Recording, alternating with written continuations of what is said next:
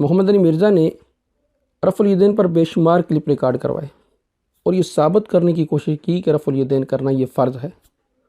سوال یہ ہے، اگر یہ فرض تھا تو اس پر قرآن کریم کی کوئی آیت پیش کی جاتی یا کوئی حدیث سے متواترہ پیش کی جاتی کہ جس سے یہ ثابت ہوتا کہ رفع الیدین کرنا وہ فرض ہے، لیکن نہ تو قرآن کریم کی آیت پیش کی گئی اور نہ حدیث مبارکہ سے یہ ثابت کیا گیا کہ یہ فرض ہے، پر اپنی طرف سے کہہ دیا کہ رفع الیدین کرنا فرض ہے۔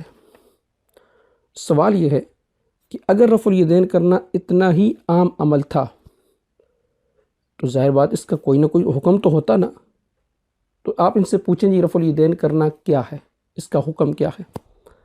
دیکھیں، میں ہمیشہ مسئلہ سمجھانے کی کوشش کرتا ہوں، الجھانے کی کوشش نہیں کرتا۔ آپ ان سے پوچھیں کہ رفع الیدین کا حکم کیا ہے، فرض ہے، واجب ہے، سنت ہے، مستحب ہے، کیا ہے؟ تو جواب ندارت، اس کا ان کے پاس کوئی جواب نہیں ہوگا، بلکہ الٹا یہ کہیں گے جی وہ نبی اکرم صلی اللہ علیہ وسلم نے کی ہے۔ جی چلیں ہم تھوڑی دیر کے لیے یہی پیمانہ بنا لیتے ہیں کہ نبی اکرم صلی اللہ علیہ وسلم نے رفع الیدین کو کیا ہے، اس لیے آپ ہر نماز میں رفع الیدین کرتے ہیں اور اس لیے رفع الیدین پر اتنا زیادہ زور دیتے ہیں۔ میرا سوال یہ ہے کہ نبی اکرم صلی اللہ علیہ وسلم نے باقی اعمال بھی کیے ہیں۔ آپ نے جوتے پہن کے نماز پڑھی، آپ نے کھڑے ہو کر پیشاب فرمایا، آپ نے نواسی کو اٹھا کر نماز پڑھی، آپ نے منبر پر نماز پڑھی۔ جتنا زور آپ رفع الیدین پر دیتے ہیں ان اعمال پر بھی اتنا ہی دیتے ہیں؟ اگر دیتے ہیں تو پھر بات سمجھ میں آتی ہے کہ آپ کو حدیث سے پیار ہے، ورنہ اس کا مطلب ہے آپ کو اپنے نظریے سے پیار ہے۔ اب اس بات کا کوئی جواب نہیں دیں گے کہ نبی اکرم صلی اللہ علیہ وسلم نے کھڑے ہو کر پیشاب فرمایا، جوتے پہن کے نماز پڑھی، نواسی کو اٹھا کر نماز پڑھی، منبر پر نماز پڑھی، اس کا کوئی جواب ان کے پاس نہیں ہے۔ فوراً پینترا بدلیں گے اور کہیں جی وہ بخاری شریف کے اندر آتا ہے، رفع الیدین کرنے کی حدیثیں بخاری شریف کے اندر ہیں، جبکہ ترک رفع الیدین کی حدیث بخاری شریف کے اندر نہیں ہے۔ میں صدقہ بعد کوٹ سبزل چلا گیا تو وہاں پر گفتگو تھی، تو ایک بندہ ہم رات کو ایک حویلی کے اندر بیٹھے تھے، تو اس نے مجھ سے سوال کیا جی ترک رفع الیدین کی حدیث بخاری شریف کے اندر ہے؟ میں نے کہا جی ہے۔ کہتے دکھائیں گے؟ میں نے کہا نہیں۔ کہتے یہ کیسے بات ہے کہ ترک رفع الیدین کی حدیث بخاری کے اندر ہے اور آپ دکھاتے نہیں ہیں؟ میں نے کہا جی آپ مانیں گے نہیں۔ کہتے جی کیوں نہیں مانیں گے؟ میں نے کہا جی میں ایک سوال کر سکتا ہوں آپ سے اگر مجھے اجازت ہو تو؟ کہتے جی کریں۔ میں نے کہا یہ بتائیں کہ نماز کے سارے مسائل بخاری شریف کے اندر موجود ہیں؟ کہنے لگا جی نہیں۔ میں نے کہا سوال میرا یہ ہے، اگر ایک مسئلہ میں آپ سے پوچھتا ہوں، اس سینے پر ہاتھ باندھنے کی حدیث کہاں پر ہے؟ کہنے لگا جی وہ صحیح ابن خزیمہ کے اندر۔ میں نے کہا آپ نماز کا ایک مسئلہ لینے کے لیے سائے ستہ سے بھی باہر چلے جائیں، آپ کو جانے کی اجازت ہے، اور مجھے بخاری شریف سے باہر جانے کی اجازت نہیں، کیوں؟ میں نے کہا یا آپ بھی بخاری سے باہر نہ جائیں اور مجھے بھی نہ جانے دیں۔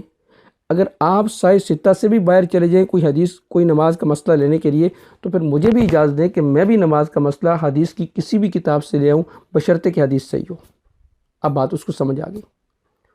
تو میں نے کہا دیکھیں آپ یہ جو قید لگاتے ہیں نا کہ ترک رفع الیدین کی حدیث بخاری شریف کے اندر ہے، تو میرا سوال یہ ہے کہ جیسے رفع الیدین کرنے کی حدیث بخاری شریف کے اندر ہے، اسی طرح جوتے پہن کے نماز پڑھنے کی حدیث بھی بخاری کے اندر ہے، نواسی کو اٹھا کر نماز پڑھنے کی حدیث بھی بخاری میں ہے، کھڑے ہو کر پیشاب کرنے کی حدیث بھی بخاری میں ہے، منبر پر نماز پڑھنے کی حدیث بھی بخاری میں ہے۔ میرا سوال یہ ہے کیا بخاری شریف کے اندر جوتے اتار کے نماز پڑھنے کی حدیث ہے؟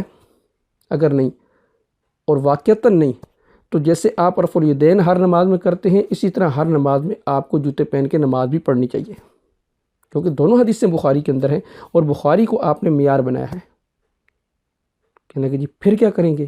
ایسے تو واقعتاً نہیں ہے کہ جوتے اتار کے نماز پڑھنے کی حدیث بخاری شریف کے اندر نہیں ہے۔ تو میں نے کہا جی ایک بات ذہن کے اندر رکھ لیں، ہر حدیث وہ سنت نہیں ہوتی، لیکن ہر سنت وہ حدیث ضرور ہوتی ہے۔ حدیث میں تو بے شمار اعمال آئے ہیں، ہر حدیث سنت نہیں ہوگی۔ جیسے مثال کے طور پر بخاری شریف کے اندر آتا ہے واللیل اذا یغشی والنہار اذا تجلی والذکر والانثی۔ اب حالانکہ قرآن کریم میں آتا ہے وما خلق الذکر والانثی، اب بخاری شریف کے اندر وما خلق کے الفاظ نہیں ہیں۔ اسی طرح بخاری شریف میں یہ جوتے پہن کے نماز پڑھنے کی حدیث ہے، کھڑے ہو کے پیشاب کرنے کی ہے، اسی طرح بخاری شریف کے اندر نواسی کو اٹھا کر نماز پڑھنے کی حدیث ہے، اور اسی طرح میرے کہا حدیث کے ذخیرہ کے اندر یہ آتا ہے کہ صحابہ وہ نماز کے اندر وہ کلام کیا کرتے تھے، سلام بھی کیا کرتے تھے۔ تو میں نے کہا یہ اعمال نماز کے اندر ملتے ہیں لیکن سنت نہیں ہے۔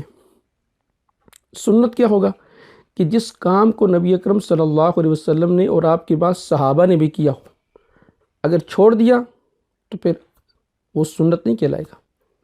اور اگر کسی کام کو نبی اکرم صلی اللہ علیہ وسلم نے کیا، مثال کے طور پر آپ نے 11 شادیاں کی، آپ 11 شادیاں کریں گے؟ میں نے کہا آپ کبھی بھی نہیں کریں گے۔ تو میں نے کہا نبی اکرم صلی اللہ علیہ وسلم کے بعد صحابہ نے بھی کیا۔ ایک عمل نبی اکرم صلی اللہ علیہ وسلم نے زندگی کے آخری ایام میں، بالکل آخر میں جا کر چھوڑ دیا تو وہ بھی منسوخ شمار ہوگا، بے شک آپ نے ساری زندگی کیا ہو۔ جیسے حدیث مبارکہ میں ملتا ہے کہ اگر امام کھڑے ہو کر نماز پڑھے تو مقتدی بھی کھڑے ہو کر نماز پڑھیں گے، امام بیٹھ کر نماز پڑھے تو مقتدی بھی بیٹھ کر نماز پڑھیں گے۔ لیکن آخری ایام میں جا کر یہ حکم منسوخ ہو گیا۔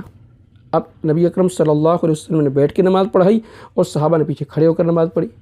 اسی لیے امام بخاری رحمہ اللہ تعالی نے فرمایا کہ انما یؤخذ بالآخر فالآخر من فعل النبی صلی اللہ علیہ وسلم، کہ نبی اکرم صلی اللہ علیہ وسلم کا آخری عمل لیا جائے گا۔ اب میں نے کہا رفع الیدین کا آخری عمل ہونا آپ ثابت کر دیں تو اس کا سنت ہونا بے شک ثابت نہ کریں تو سنت خود بخود ثابت ہو جائے گی۔ میں نے کہا صرف رفع الیدین کا آخری عمل ہونا آپ ثابت کر دیں کہ رفع الیدین یہ آخری عمل تھا، اور یہ آپ کبھی بھی ثابت نہیں کر سکتے۔ جب یہ آپ ثابت نہیں کر سکتے تو تسلیم کر لیں کہ جس طرح باقی نبی اکرم صلی اللہ علیہ وسلم نے اعمال کیے، اسی طرح رفع الیدین بھی کیا، اور رفع الیدین نبی اکرم صلی اللہ علیہ وسلم نے چھوڑ دیا، صحابہ نے بھی چھوڑ دیا اور ہم نے بھی چھوڑ دیا۔